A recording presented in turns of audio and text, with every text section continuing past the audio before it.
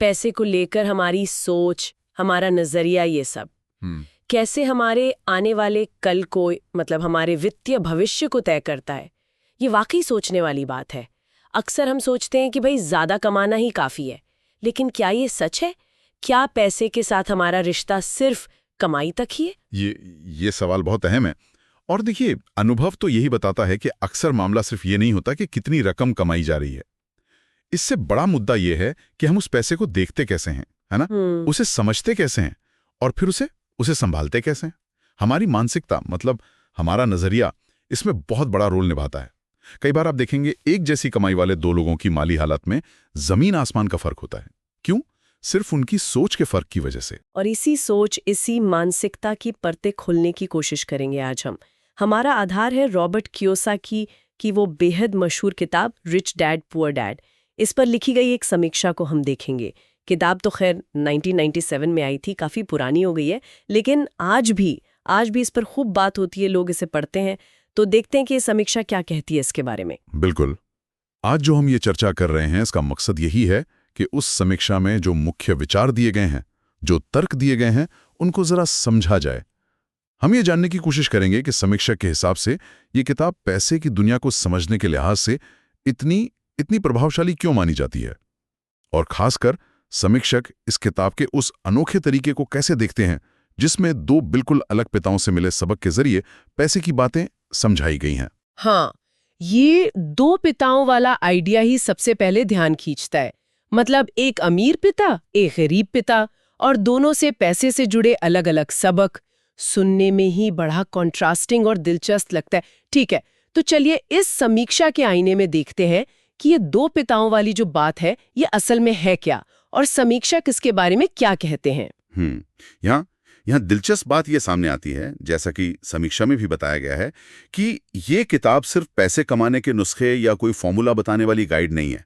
समीक्षा के मुताबिक इसका जो मुख्य जोर है वो पैसे को लेकर आपकी जो सोच है, आपकी जो धारणाएं बन चुकी हैं, उनको बदलने पर है।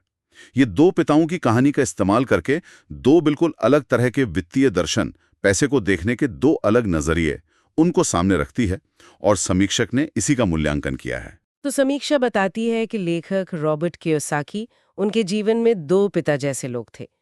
एक उनके असली पिता, जिन्हें वो पुअर डैड या गरीब पापा कहते हैं।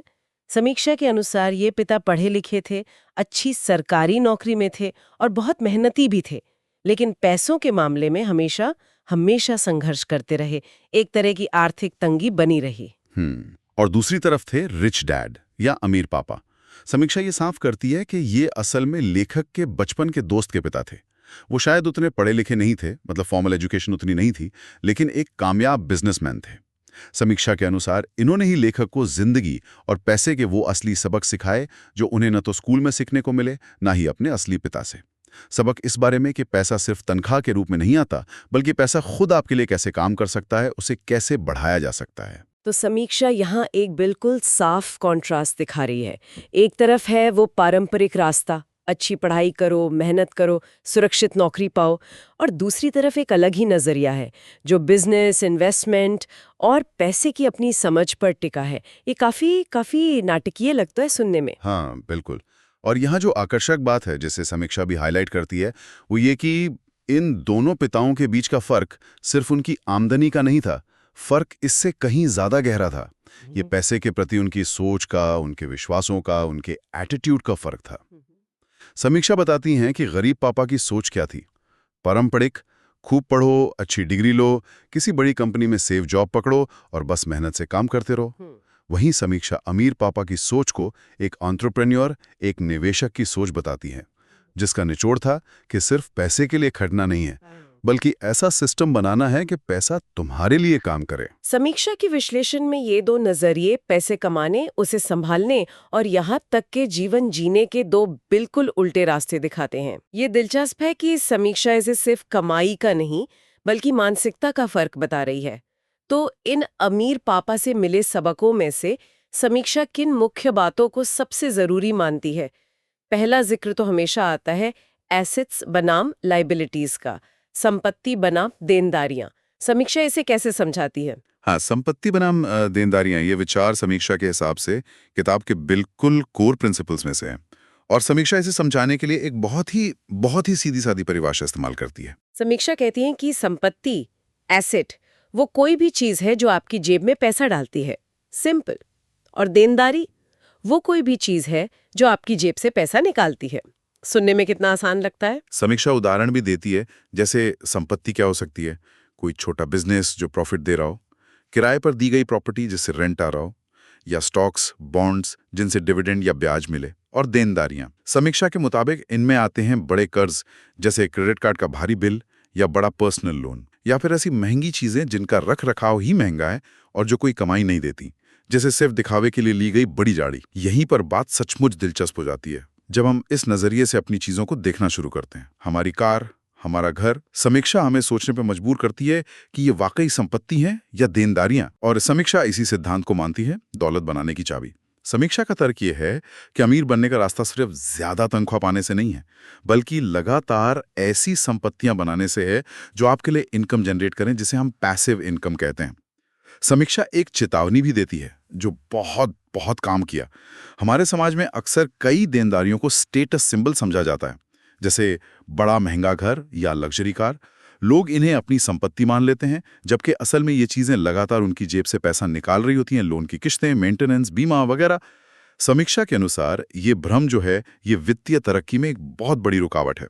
ये वाकई चीज़ों को देखने का एक अलग ही नज़रिया है।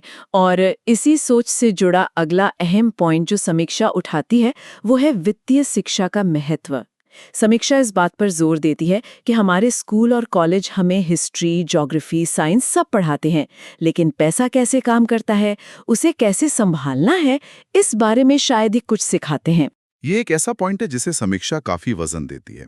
समीक्षा का तर्क है कि वित्तीय ज्ञान की कमी के कारण ही लोग अक्सर पैसे से जुड़े गलत फैसले ले लेते हैं, चाहे उनकी आमदनी कितनी भी अच्छी क्यों ना हो। समीक्षा इशारा करती है कि अच्छी तनख्वाह पाने वाले डॉक्टर, इंजीनियर या वकील भी, वो भी सिर्फ इसलिए कर्ज के जाल में फंस सकते हैं या अपनी बचत को बेकार की चीजों में गंवा सकते हैं क्योंकि उन्हें पैसे के काम करने के जो बेसिक सिद्धांत हैं उनकी समझ नहीं होती। उन्हें एसेट और लायबिलिटी का फर्क नहीं पता होता, या वो निवेश के जोखिम और मौकों को ठीक से नहीं समझ पाते। समीक्षा एक तरह से एक गंभीर सवाल उठाती है कि हमारी जो पारंपरिक शिक्षा व्यवस्था है वो फाइनेंशियल लिटरेसी जैसे इतने जरूरी स्किल को इतनी कम अहमियत क्यों देती है। हाँ, ये सोचने वाली बात तो है। समीक्षा एक और दिलचस्प विचार सामने रखती है कि हमें सिर्फ पैसे कमाने के लिए काम नहीं करना चाहिए, बल्कि कुछ नया सीखने के लिए काम करना चाहिए।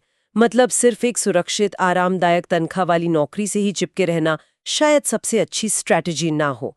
समीक्षा का इस पर क्या कहना है? समीक्षा इस विचार को देखती है पर्सनल ग्रोथ और खुद में निवेश के तौर पर।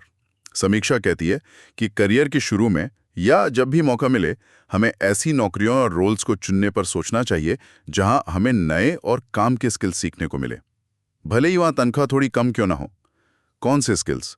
समीक्षा इशारा करती है उन स्किल्स की तरफ जो आपको भविष्य में एसेट बनाने या अपनी कमाई के सोर्स बढ़ाने में मदद कर सकते हैं, जैसे सेल्स का हुनर, मार्केटिंग की समझ, लोगों को मैनेज करने की क्षमता, या फिर इन्वेस्टमेंट के सिद्धांत। समीक्षा का तर्क है कि ये सीखे हुए स्किल्स लंबे समय में आपकी कमाई की क्षमता को सिर्फ एक नौकरी पर निर्भर रहने की तुलना में कहीं ज्यादा बढ़ा सकते हैं। समीक्षा के अनुसार ये उस लॉन्ग टर्म फाइनेंशियल फ्रीडम के लक्ष्य से जुड़ा है जिसकी किताब बात करती है, जहां आप सिर्फ अपनी नौकरी पर ही डिपेंडेंट नहीं होते। ये भी पारंपरिक सोच से काफी अलग है, जहां अक्सर ज्यादा तनख्वाह को ही देखा जाता है। और फिर आता है वो मशहूर कॉन्सेप्ट जिसे किताब चूहा दौड़ या रैट रेस कहती है। ये शब्द तो काफी सुना हुआ है। समीक्षा इसे कैसे डिफाइन करती है? समीक्षा चूहा दौड़ को बताती है एक अंतहीन चक्कर की तरह, जिसमें उसके अनुसार ज्यादातर मिडिल क्लास लोग फंसे होते हैं। ये चक्र कुछ इस तरह चलता है। आप ज्यादा पैसा कमाने के लिए कड़ी मेहनत करते हैं। जब आपकी आमदनी बढ़ती है तो आपका लाइफस्टाइल और खर्चे भी बढ़ जाते हैं। आप बड़ी कार, बड़ा घर, ज्यादा महंगी छुट्टियां, ये सब करने लगते हैं। अब इन बढ़े हुए खर्चों को पूरा करने के लिए आपको और ज्यादा मेहनत करनी पड़ती है। शायद प्रमोशन चाहिए या बेहतर नौकरी ढूंढनी पड़ती है। और अगर आमदनी फिर बढ़ती है तो खर्चे और बढ़ जाते हैं, अक्सर कर्ज भी लेना पड़ता है। समीक्षा के मुताबिक ये एक जाल है। आप लगातार भागते रहते हैं, ज्यादा कमाते हैं, ज्यादा खर्च करते हैं और फिर से भागना शुरू कर देते हैं। ठीक वैसे ही जैसे पिंजरे के पहिए में भागता चूहा, जो दौड़ता तो बहुत है पर पहुंचता कहीं नहीं। ये विवरण तो काफी जाना पहचाना सा लग रहा है। कई लोग शायद अपनी जिंदगी में इस पैटर्न को महसूस करते होंगे। तो इस समीक्षा के अनुसार इस अंतहीन दौड़ से बाहर निकलने का रास्ता क्या बताया गया है? समीक्षा में जो समाधान सुझाया गया है, जैसा कि किताब में भी है, वो है पैसिव इनकम यानी निष्क्रिय आय के स्रोत बनाना। समीक्षा साफ करती है कि पैसिव इनकम का मतलब है ऐसी आमदनी जिसके लिए आपको रोजाना एक्टिवली काम न करना पड़े। ये इनकम आपकी बनाई हुई एसेट से आती है, जैसे आपके इन्वेस्टमेंट से मिलने वाला डिविडेंड या ब्याज, आपकी रेंटल प्रॉपर्टी से आने वाला किराया, आपकी लिखी किताब या कोर्स से मिलने वाली रॉयल्टी, या आपके किसी बिजनेस सिस्टम से होने वाला प्रॉफिट, जिसे चलाने के लिए अब आपके रोज के इन्वॉल्वमेंट की जरूरत कम हो गई है।